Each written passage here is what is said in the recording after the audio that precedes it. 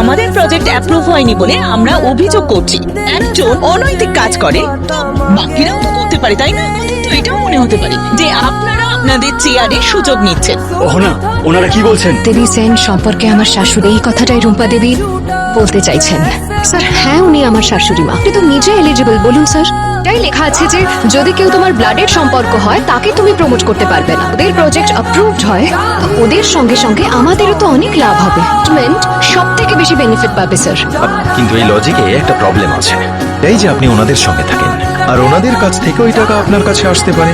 আপনি আমাকে বললেন না কেন যে উনি আপনার খুব কাছের মানুষ হন?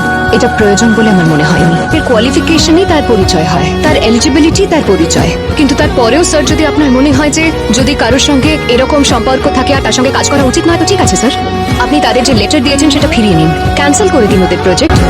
ভালো হবে তাই জন্য করেছিলাম, ভালো কাজ করে তাই জন্যই আমি তাদেরকে রেকমেন্ড করেছিলাম।